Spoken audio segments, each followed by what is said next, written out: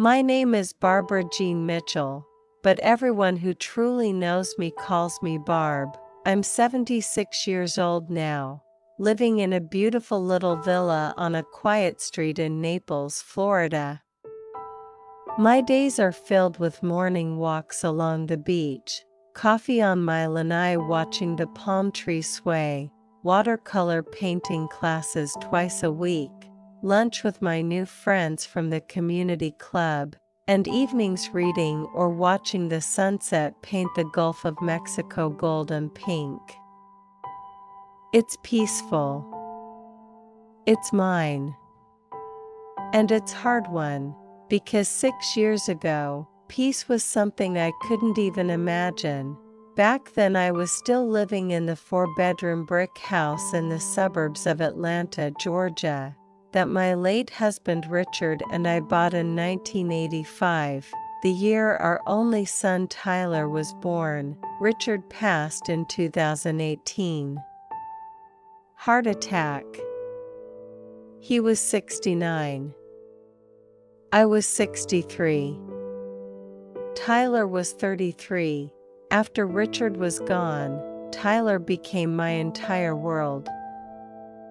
He was living in a nice apartment in Midtown Atlanta with his girlfriend Courtney. They'd been together 7 years, engaged for 3. They were always talking about marriage, a house, kids, when things stabilize. But things never quite stabilized. Jobs changed.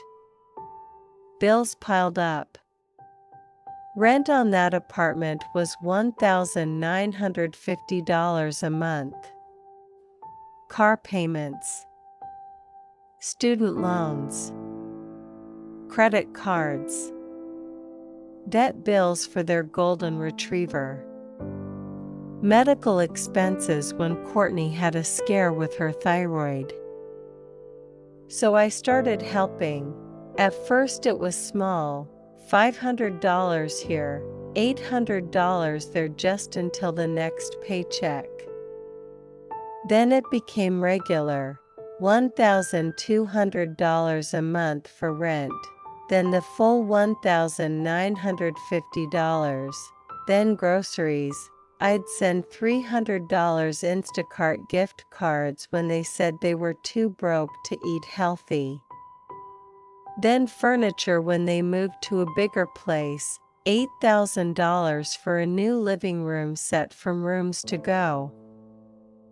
Then Courtney's car broke down, $4,200 repair.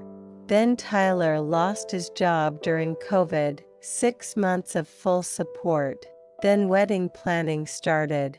I gave them $5,000 for Courtney's dress, $4,000 for the venue deposit at a gorgeous barn in North Georgia, $2,500 for the photographer, $1,800 for flowers. I was saving another $5,000 for their wedding gift.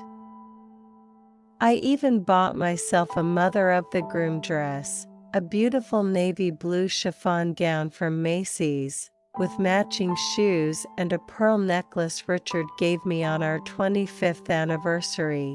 I pictured it all the time, walking into the venue, seeing Tyler in his tux, hugging him, crying happy tears, being in every family photo. I thought I was building something. I thought I was securing my place in their future. I thought wrong. The day it all fell apart was a Saturday in late September. I'd invited Tyler and Courtney over for lunch. I'd been up since dawn making Richard's favorite fried catfish, coleslaw, hush puppies, and a peach pie from scratch. I set the table with my good dishes, put fresh flowers from my garden in the center, wore my favorite Sunday dress. I was excited. They'd been dropping hints about finally setting a date. When they arrived, Courtney was glowing in a simple white sundress, hair in soft waves, makeup perfect. Tyler had on a light blue button-down, looking handsome as ever. They were holding hands, smiling big. I thought, today's the day they tell me. We sat in my sunroom overlooking the backyard Richard and I had landscaped together, the rose bushes he planted for me every anniversary still blooming. Courtney took Tyler's hand, looked me straight in the eye with this bright, confident smile, and said, "Barb, we have the most amazing news. We got married last weekend." It was a small, intimate ceremony at the barn we booked. We only invited the most special people in our lives. My fork stopped halfway to my mouth. Most special people. The room went completely silent except for the tick of the grandfather clock Richard's father made. I looked at Courtney, then at Tyler. He was staring at his plate. I set my fork down slowly. "Well," I said, voice steady though my heart was shattering, "congratulations." Courtney kept talking, words tumbling out like she'd rehearsed them. It was perfect. Just my parents, my sister and brother, their spouses, our 3 closest couple friends. Very private. We didn't want anything big or stressful. Just the people who mean the absolute most to us. The people who mean the absolute most. I was Tyler's mother. The woman who held him when he had nightmares. The woman who worked 2 jobs after Richard died to keep the house. The woman who had paid their rent for 60 straight months. The woman who bought the dress Courtney got married in. And I wasn't one of the people who meant the most. I wasn't special. The rest of lunch is mostly a blur. I smiled when they showed me photos on their phones. Beautiful venue. Courtney in her full wedding gown, her family all around them. First dance, cake cutting, champagne toast. Tyler's caption on Instagram, "Married my best friend surrounded by the people we love most." The people we love most, not one photo of me, because I wasn't there. When they left, I stood at the door waving until their car disappeared. Then I closed the door, walked to my bedroom, lay down on the bed Richard and I shared for 37 years, and cried until I had nothing left. Not just for the wedding I missed, but for the realization that hit me like a freight train. I had never been part of their vision of the future. I was just the funding that made it possible. I was the ATM that kept the lights on while they built a life that didn't include me. 12 days later, 12, my phone rang while I was at Publix. It was Courtney, voice sweet, a little panicked. "Barb, hey sweetie. I hate to ask, but rent is due tomorrow and we're coming up short again. Did you already send the transfer?" The landlord texted a reminder. I stood in the bakery aisle holding a loaf of bread. Everything came rushing back. The wedding, the photos, those words, most special people. I took a deep breath and said, as calm as I've ever been, "Courtney, honey. Didn't y'all say the wedding was only for the most special people in your lives?" Long silence. Then, "Barb, I don't understand." "I think you do," I said, "and I'm not sending money anymore." I hung up. That was the day I cut the cord, and the day the war began. That phone call at Publix was the line in the sand. I put the bread back on the shelf, walked out of the store without buying anything, got in my car, and drove home with my hands shaking on the steering wheel. When I pulled into my driveway, I sat there for a long time.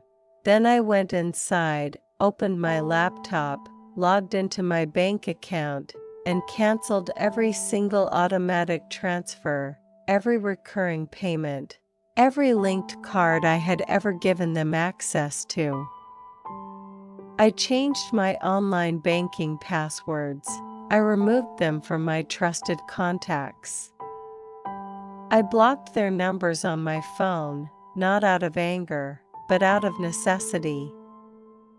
I knew what was coming, and I was right. The first text came from a number I didn't recognize 2 hours later. "Mom, it's Tyler. Why is my number blocked? Please call me. We need to talk." I didn't reply. Then another, "This is serious. The rent is due and we're short. We're counting on you." Still nothing. By evening, voicemails started pouring in, first from Tyler, voice tight and frustrated. "Mom, what's going on? Courtney said you hung up on her. We're in real trouble here. Please call me back." Then Courtney, voice sweet and teary.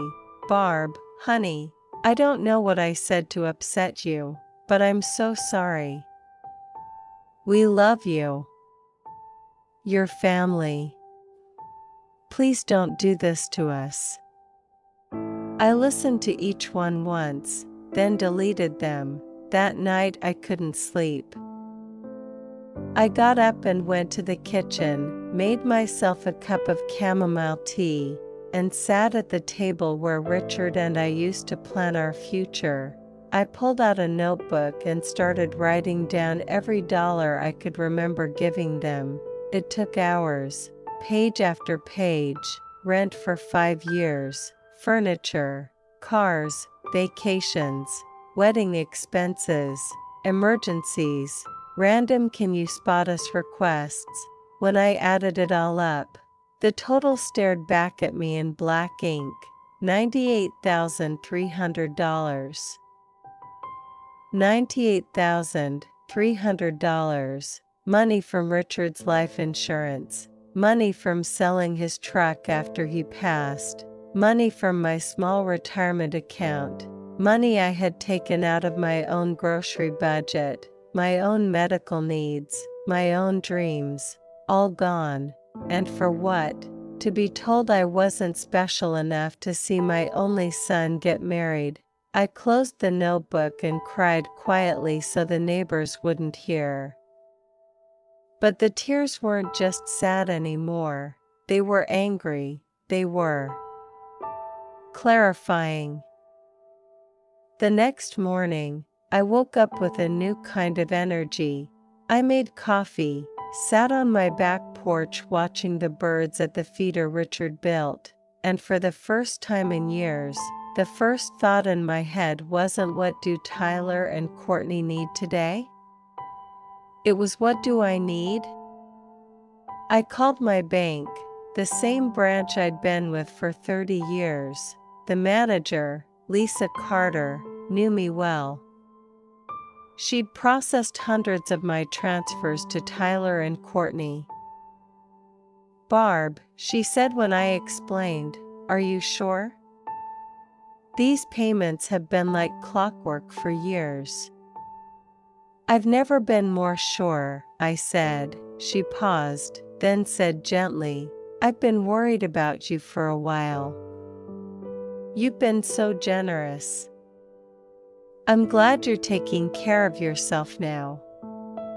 Her words meant more than she knew.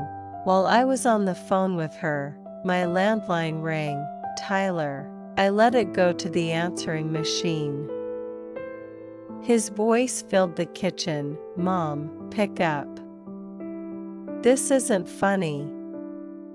We're going to be late on rent. Please." I didn't pick up. That afternoon I went for a walk around the neighborhood, something I hadn't done in months without rushing to the bank or the grocery store for them. I passed the little park where I used to take Tyler when he was small.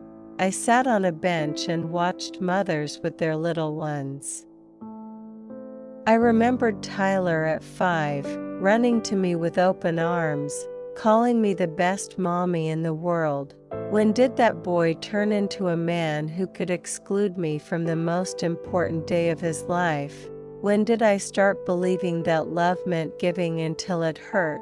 When did I decide that being needed was the same as being loved? I stayed on that bench a long time. When I got home, there were 3 missed calls and a text from Courtney. "Barb, we're really scared. The landlord said if we're late again he'll start eviction proceedings. Please help us one more time. We promise we'll figure things out." I deleted it. 2 days later, they showed up at my door.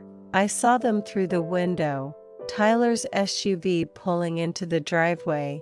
I took a deep breath and opened the door before they could knock. Tyler looked tired, stressed. Courtney had red eyes like she'd been crying. "Can we come in?" Tyler asked. I stepped aside. We sat in the living room. Tyler started immediately. "Mom, what's happening? You've canceled everything. We're in real financial trouble. Rent is late. The car payment bounced. We don't understand why you're doing this." Courtney added, voice trembling, "Barb, you've always been there for us. You're like a mom to me. This feels like punishment." I looked at them both for a long moment. Then I said, "Do you remember what Courtney told me at lunch 2 weeks ago? That the wedding was only for the most special people in your lives?" Courtney's face went pale. Tyler shifted uncomfortably. "It was a small wedding, Mom," he said. "We didn't want to make a big deal." "Small?" I said. I saw the photos. Full venue. Professional photographer. Catered dinner. Live music. Courtney's entire family. Your friends. And not me. Intimate, I repeated. But intimate enough to use the money I gave you for the dress, the venue, the photographer. Silence. Tyler finally said, "We're sorry if you felt left out. But this, cutting us off completely, this is extreme." "Extreme?" I said. "What's extreme is expecting me to keep paying for a life that doesn't include me in its most important moments." Courtney's tears started. "We love you, Barb. Your family." I looked her in the eye. Family gets invited to weddings. They left angry that day. Tyler muttered, "This isn't over, Mom." And he was right. It wasn't. The next week, the drive-bys started. I'd see their SUV slow down in front of my house 2, 3 times a day. I'd get calls from unknown numbers, texts from new phones. "We miss you. We're worried about you. You're not yourself lately." I ignored them all. Then came the first fake wellness check. A woman from Adult Protective Services showed up at my door, said someone reported concern that I was confused and making irrational financial decisions. I let her in. We sat at my kitchen table. She asked questions. I answered calmly, showed her my bank statements, my checkbook balance to the penny, my calendar full of church events and lunch dates. She left 20 minutes later, apologizing for the inconvenience. I knew who made the report. A week later, another one, same thing. This time I called Sarah Mitchell, my attorney. She came over the next day. We went through everything, every transfer, every text asking for money, every photo from the wedding, the police report from when they might try to enter my house again. Sarah said, "Barb, this is financial elder abuse. And they're escalating. We need to be ready." I asked, "Ready for what?" She looked me in the eye. "Guardianship. They may try to have you declared incompetent so they can take control of your finances." I laughed, a bitter, tired laugh. "My own son?" Sarah nodded. "It happens more than you think." I didn't sleep that night. The next morning, I went to my doctor for a full physical and cognitive evaluation. Everything perfect. Better than average for my age. I had it documented, just in case. Thanksgiving was approaching. I'd hosted every year since Tyler was born. 30 people. Turkey, dressing, cranberry sauce from scratch. This year I decided to do something different. I invited Marlene and her family, 8 people total. Quiet, peaceful. Tyler called the week before, "Mom, we're coming for Thanksgiving." Courtney's making her sweet potato casserole. I said, "No, Tyler. I'm keeping it small this year." Silence. Then, "You can't be serious." "It's tradition." "Traditions change," I said. He got angry. "You're doing this to hurt us." "No," I said. "I'm doing this to heal me." Thanksgiving Day was beautiful. Marlene and I cooked together. We watched the parade. Ate too much. Laughed until we cried telling old stories. My phone rang 23 times. I didn't answer once. Christmas was harder. They showed up Christmas Eve with gifts and fake smiles. I opened the door but didn't let them in. "Barb, please," Courtney said, tears flowing. "It's Christmas. Let's put this behind us." I looked at Tyler. He wouldn't meet my eyes. "Put what behind us?" I asked. "The wedding you didn't invite me to? The money you expected after excluding me? The reports to APS?" Courtney sobbed. Tyler finally spoke. "Mom, we made mistakes. We're sorry. But you can't just abandon us." "I'm not abandoning you," I said. "You abandoned me first." I closed the door, locked it, leaned against it and cried, but not for long, because something inside me was getting stronger every day. January came. The drive-bys continued, the unknown calls. Then one afternoon I came home from grocery shopping to find my front door unlocked. I froze. Called Sarah immediately, then the police.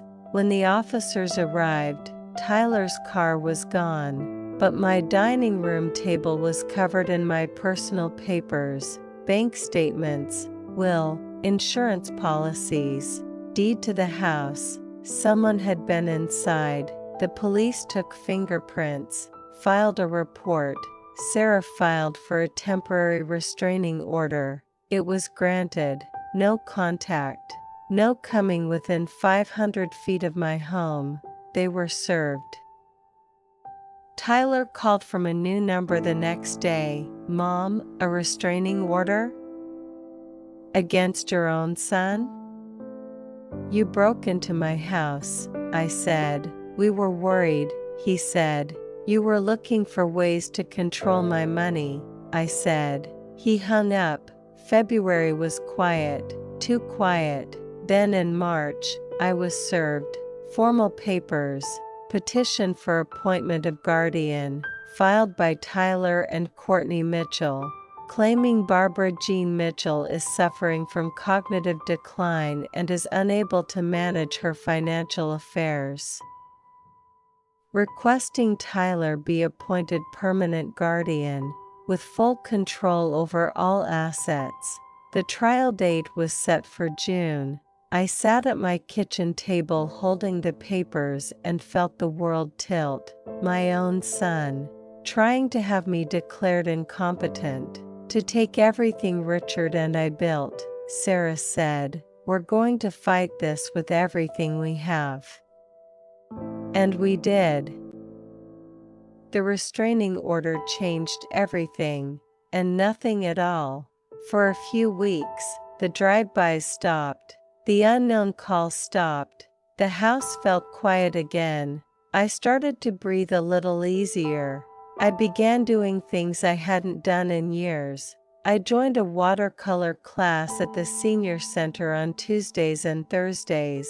I started going to the early morning Bible study at my church again. I met Marlene and 2 other widows, Linda and Joyce, for coffee every Wednesday at the little cafe on the square. We talked about everything: our husbands, our children, our gardens, our aches and pains, books we were reading, recipes we wanted to try. For the first time in a long time, I had friends who didn't need anything from me except my company. It felt strange at first. Then it felt wonderful. I started cooking for myself again, real meals. Not just microwave dinners because I was too tired from running errands for Tyler and Courtney. I bought new curtains for the sunroom. I planted new roses along the back fence, the kind Richard always loved. I even booked a short weekend trip to Savannah with Marlene, something I'd put off for years because money was tight for Tyler and Courtney. Life was starting to feel like mine again, but I knew it wouldn't last. Sarah warned me. "They're quiet now because they're planning," she said when we met for coffee one afternoon. "They've hired an attorney. I've seen the filings. They're gathering evidence that you're not competent." I asked, "What kind of evidence?" She sighed, "Anything they can twist. Sudden financial changes. Installing cameras. Restraining order against your own son. Social withdrawal, meaning you stopped giving them money and access. They'll try to paint you as paranoid and confused." I felt cold. "My own son," I whispered. Sarah reached across the table and took my hand. "Barb, you're not alone in this. We have truth on our side. And documentation. And time." April came. The azaleas bloomed in my yard, pink and white and red, brighter than they'd been in years because I was actually taking care of them. I turned 76. Marlene, Linda, and Joyce threw me a little party at the senior center. Cake, balloons, cards, laughter. I hadn't had a birthday party in years. Tyler and Courtney were always too busy or short on cash to do anything special. This year, I felt celebrated. I felt seen. May brought the pretrial hearings. Sarah and I went to court 3 times for preliminary motions. Tyler and Courtney's attorney, a slick man named Gregory Hale, tried to get the restraining order lifted, denied. Tried to get access to my full medical records, denied, only relevant records, and only through proper channels. Tried to have a guardian ad litem appointed immediately, denied. Each time I saw Tyler and Courtney in the hallway, Tyler looked thinner, tired, Courtney looked angry. They never spoke to me. I never spoke to them, but I felt their eyes on me every second. Sarah said we were winning the small battles. The big one, the full trial, was coming in June. We prepared like it was war. Sarah hired a geriatric psychiatrist, Dr. Elena Ramirez, to do an independent evaluation. Dr. Ramirez spent 4 hours with me, tests, questions, memory exercises, reasoning problems. At the end she said, "Mrs. Mitchell, your cognitive function is excellent. Better than many people 20 years younger. You are in complete control of your faculties." We had it in writing. We collected statements from my doctor, my pastor, my friends, the bank manager Lisa, even the woman who ran the watercolor class. Everyone said the same thing. Barb Mitchell is sharp, independent, happy, and has become even more so since setting boundaries with her son and daughter-in-law. We documented every dollar, every text, every email, every wedding photo that proved their lies. We had the police report from the break-in, the APS reports that were closed as unfounded, the restraining order, everything. Sarah said, "They have no real medical evidence. They're banking on emotional manipulation, making the judge feel sorry for the concerned son losing his mother to confusion. We're going to show the judge the truth." June arrived hot and humid. The trial was set for the 3rd week. The week before, something unexpected happened. A letter arrived in the mail, handwritten envelope, Tyler's writing. I almost threw it away, but I opened it. Inside were 6 pages. Tyler wrote about his childhood. About Richard. About how much he loved me, about how sorry he was for the wedding, about how Courtney had pressured him into keeping it small, about how they were struggling now, really struggling, about how scared they were, about how they missed me, about how they wanted to make it right. He ended with, "Mom, please. Let's talk. Just you and me. No Courtney. No lawyers. I want my mom back." I read it 3 times. I cried. Then I called Sarah. She read it over the phone. "It's a trap," she said. "They want you to agree to a meeting so they can record it, twist your words, use it as evidence that you're emotional or confused." I knew she was right, but it still hurt. I wrote back, 1 page, "Tyler, I love you. I always will. You are my son. But love isn't just words, it's actions. You chose to exclude me from your wedding. You chose to expect money after hurting me. You chose to break into my home. You chose to try to take my freedom. I choose peace now. I hope one day you understand." Mom, I mailed it. No return address needed. He knew where I was. The trial began on a Monday morning in June. The courthouse in downtown Atlanta was old, air-conditioned, too cold, echoing with footsteps. I wore my navy dress, the one I'd bought for the wedding I never attended. Sarah was beside me. Tyler and Courtney sat on the other side with their attorney Gregory Hale. The judge, Honorable Patricia Owens, was a no-nonsense woman in her 60s with sharp eyes. She'd seen it all. The first day was opening statements. Hale went first. He painted a picture of a grieving widow, lonely after her husband's death, suddenly making drastic, irrational decisions, cutting off her loving son and daughter-in-law who only wanted to help. He talked about my paranoia with cameras, my isolation, my refusal to cooperate. Sarah's turn. She was calm, clear, devastating. Your Honor, this is not a case of a confused elderly woman. This is a case of prolonged financial exploitation followed by an attempt to seize control when the exploitation stopped. Barbara Mitchell supported her son and daughter-in-law for 5 years, $98,300 documented.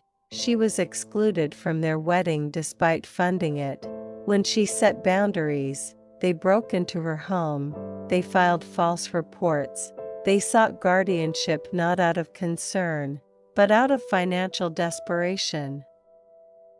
We will prove Mrs. Mitchell is fully competent, independent, and making rational decisions to protect herself from abuse.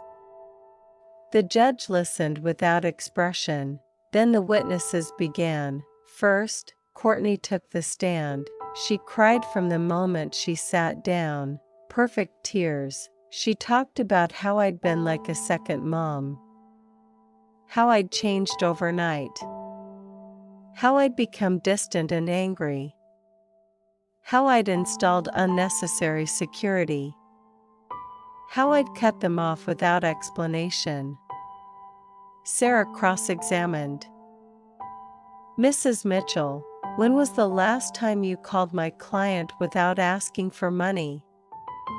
Courtney hesitated. We talked about lots of things. Can you name one specific time in the last 2 years? Long pause. No. Is it true you told Mrs. Mitchell your wedding was only for the most special people in your lives? It was taken out of context. What was the correct context for telling your mother-in-law she wasn't special enough to attend her son's wedding? Courtney had no answer.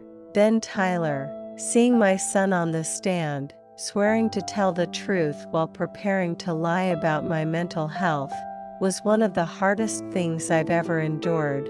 He talked about my sudden paranoia, my erratic behavior, how I'd always been generous but now was irrational.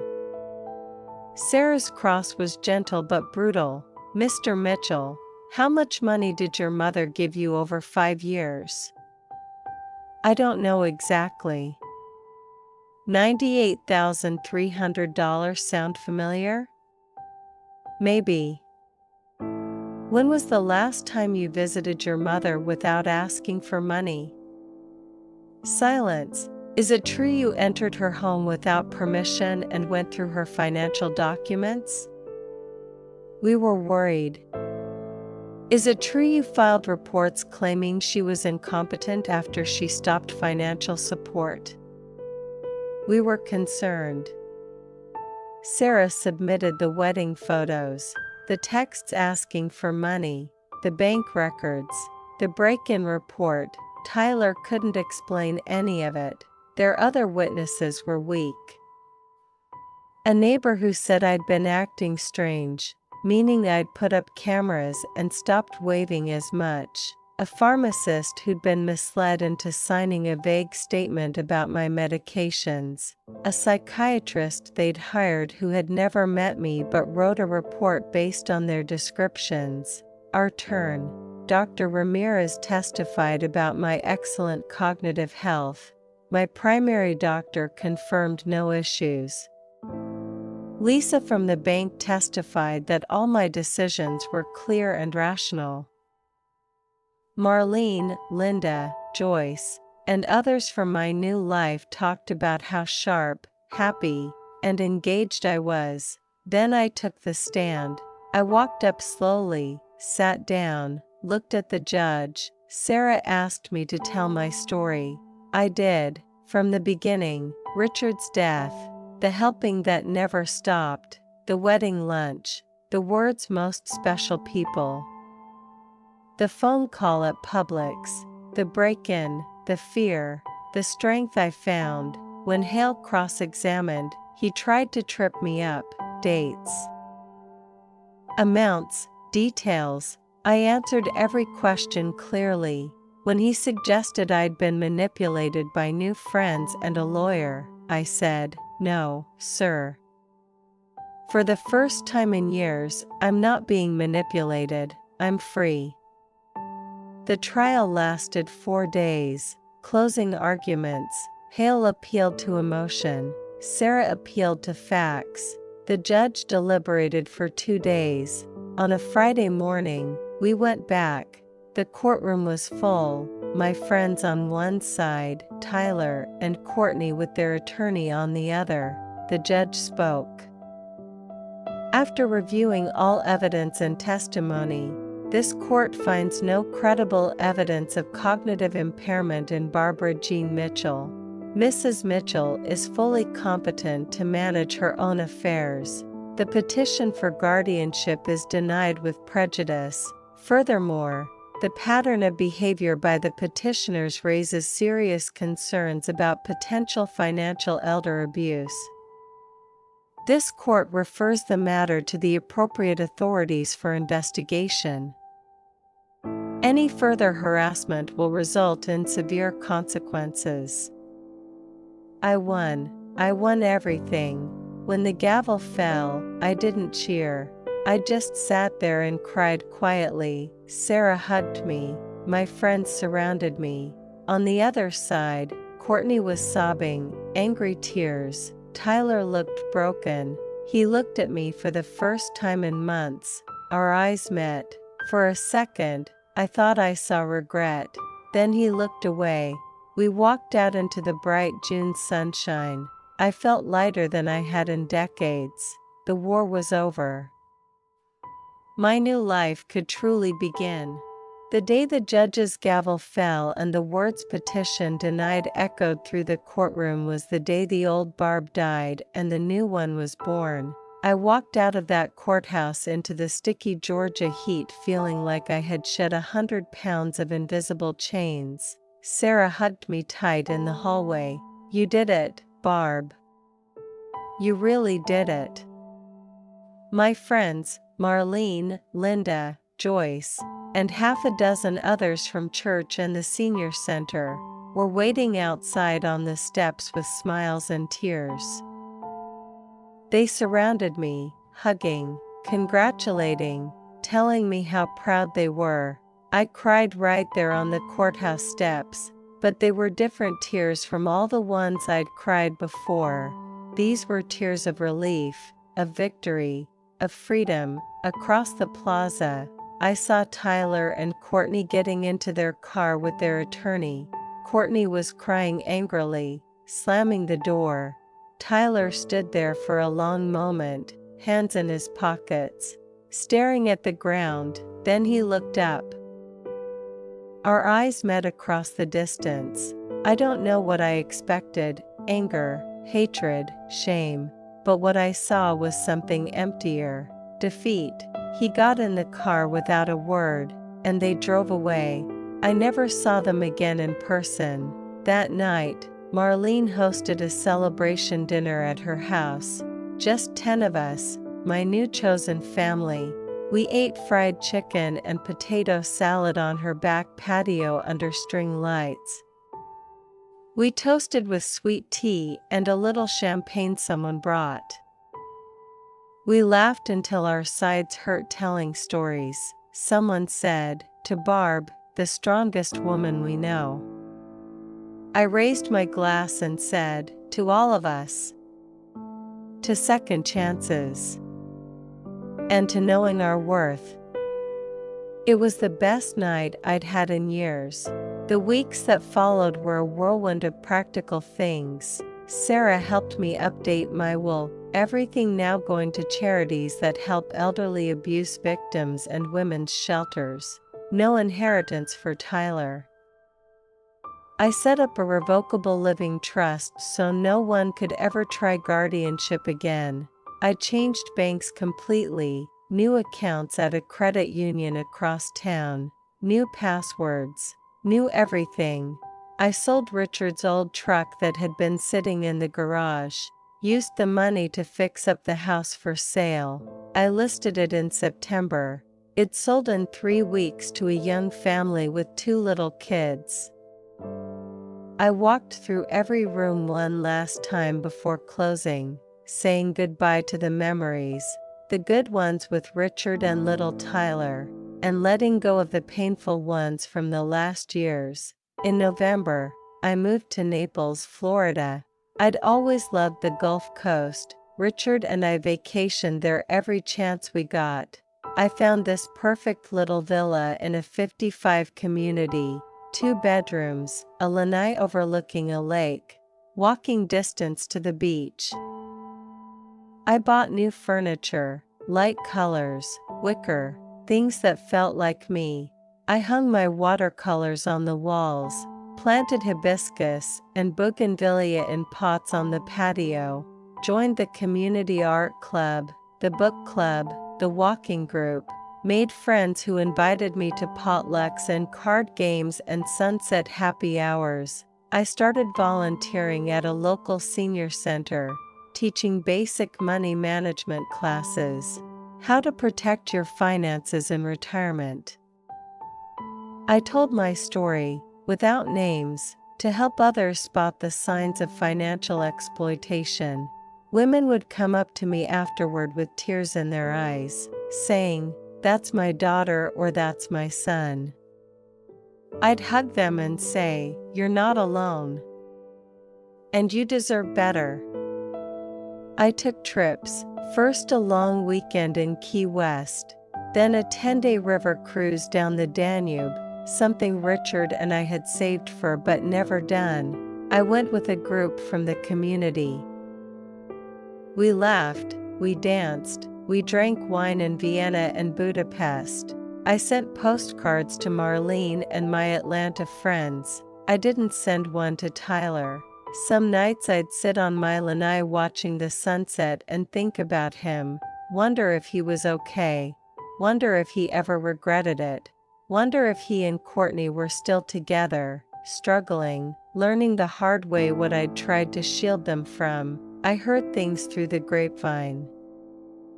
A mutual acquaintance from church said Tyler had taken a lower-paying job, that they'd moved to a smaller apartment, that Courtney had gone back to work full-time, that they'd sold one of their cars. I didn't feel triumph. I felt sad, but not regret, because boundaries aren't cruel. They're necessary. Christmas came, my first in Florida.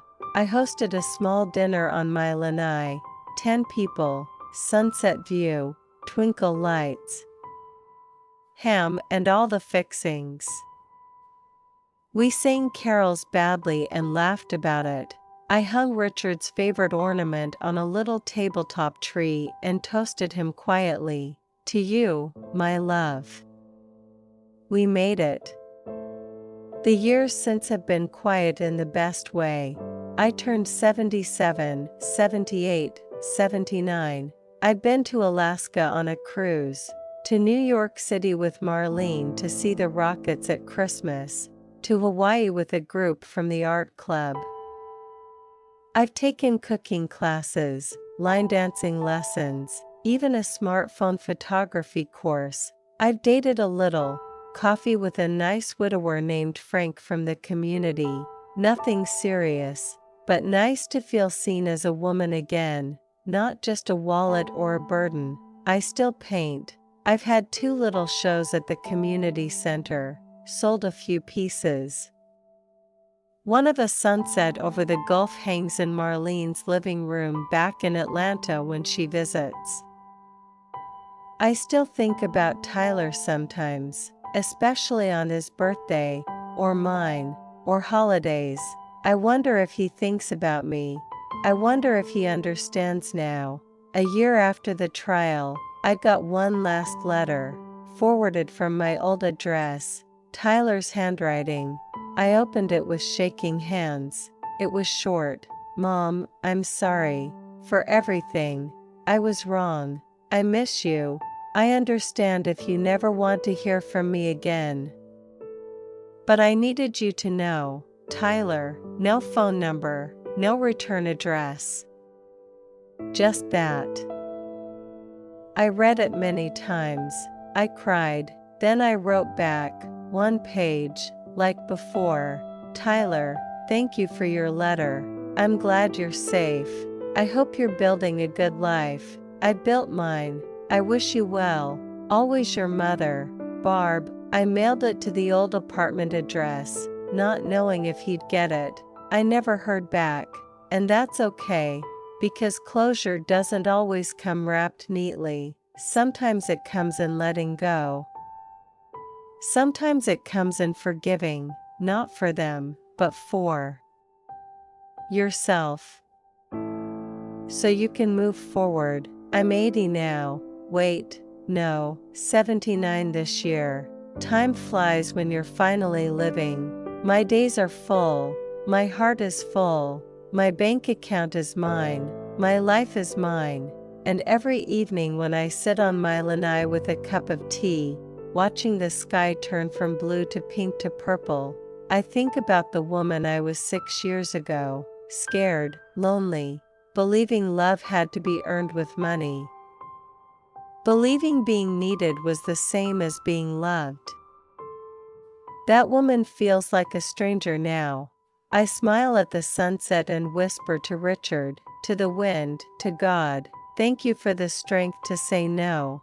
Thank you for the courage to choose me. Thank you for this beautiful second chapter. My name is Barbara Jean Mitchell. I'm living proof that it's never too late to start over. It's never too late to put yourself first. It's never too late to learn that real love doesn't come with a price tag. And freedom? Freedom is the sweetest thing I've ever tasted. If my story helps even one person stand up for themselves, say no when they need to, protect their peace, then every tear, every battle, every lonely night was worth it. Thank you for listening. From my heart to yours, Barb. The first full year in Naples felt like learning how to live again. Everything was new. The way the morning light came through my bedroom window, soft and golden instead of filtered through the big oak trees back in Atlanta. The sound of palm fronds rustling instead of traffic on the interstate. The smell of salt air mixed with hibiscus instead of Georgia red clay after rain. I woke up every single day and had to remind myself, this is real. This is mine. No one can take it away. I turned 80 that first spring in Florida. Marlene flew down for a long weekend. We rented a little convertible and drove down to Key West, top down, music playing, laughing like teenagers. We ate key lime pie on the pier, watched the sunset at Mallory Square, took silly photos with the street performers. On my actual birthday we had dinner at a beachfront restaurant. Marlene raised her glass and said, to Barb, who finally learned she's worth more than her checkbook. I cried happy tears into my shrimp scampi. That summer I took my first solo trip, a week-long painting retreat in Asheville. Ironic, since that's where Tyler and Courtney had their secret wedding. But I went anyway. I stayed in a little cabin in the mountains, spent my days painting landscapes, drinking coffee on the porch, walking trails alone with just my thoughts. One afternoon I hiked to a waterfall and sat there for hours. I thought about Richard, about Tyler as a little boy, about the wedding I never attended, about the trial, about the woman I used to be, and I realized something profound. I wasn't angry anymore. Not even hurt. Just free. I whispered to the waterfall, I forgive them. Not for them. For me. And I meant it. When I got home, I hung the painting I did that day, the waterfall with light breaking through the trees, above my fireplace. I called it letting go. The years started to blend together in the best way. I became a regular at the community art club. We'd meet every Tuesday morning, 10 or 12 of us, all widows or divorcees in our 70s and 80s, painting, gossiping, drinking too much coffee. One woman, Evelyn, became a close friend. She'd lost her son to addiction years ago. We understood each other without needing many words. We started a tradition, Sunday brunch at a little cafe on Fifth Avenue, just the two of us. We'd talk about everything, books, politics, recipes, our aches and pains, memories of our husbands. She'd say, "Barb, you're the strongest person I know." I'd laugh and say, "Honey, I'm just stubborn." But I knew she was right. Strength isn't loud, it's quiet. It's getting up every day and choosing yourself. It's saying no when everyone expects yes. It's building a life on your own terms. I started volunteering more. 2 days a week at the local food pantry. 1 day a month teaching financial literacy to seniors. Protecting your nest egg, spotting financial abuse. I'd stand in front of 20 or 30 people and tell parts of my story. How it starts small, how it grows. How love gets twisted into obligation. How saying no feels like betrayal at first, but how it's actually salvation. After every class, women, and sometimes men, would come up to me privately. "Thank you," they'd whisper. "I think my daughter. My son never calls unless." I've been giving them money for years. I'd give them Sarah's card. She'd moved to Florida too, semi-retired but still taking select cases. I'd hug them and say, "You're not alone. And you deserve peace." It felt like purpose, like all the pain had led to this, to helping others avoid it, or escape it. I dated a little more. Frank from the community, the widower I mentioned. We went steady for about a year. Dinners, movies, dances at the clubhouse, long walks on the beach. He was kind, funny, a good dancer. But when he started talking about moving in together, I realized I wasn't ready. I liked my space, my quiet, my independence. I'd fought too hard for it to share it yet. We stayed friends. Still play cards together sometimes. I took more trips, a girlfriend's trip to Italy with Marlene, Evelyn, and 2 other ladies from the art club. 10 days, Rome, Florence, Venice. We ate pasta until we couldn't move, drank wine in little piazzas, took a gondola ride and laughed when the gondolier sang off key. I bought a beautiful leather journal in Florence and started writing in it every night. Not a diary exactly. More like letters to my younger self. Dear Barb at 65, don't be afraid to say no. Your love is not a bank account. You are enough just as you are. Dear Barb at 70, you're stronger than you know. The pain will pass. The peace will come. I filled 3 journals over the years. They sit on my bookshelf now. Reminders. I had a health scare when I was 81. A little spot on my lung during a routine scan. Biopsy. Waiting. Fear. But I didn't call Tyler. I didn't even think about it. I called Marlene, Evelyn, Sarah, my Florida friends. They brought meals, sat with me, held my hand. The spot was benign, just a shadow. I celebrated with a big party on my lanai. 82 came and went. 83. I slowed down a little, arthritis in my knees. But I kept walking, kept painting, kept living.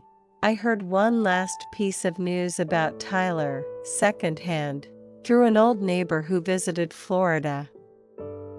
He and Courtney had split up about 2 years after the trial.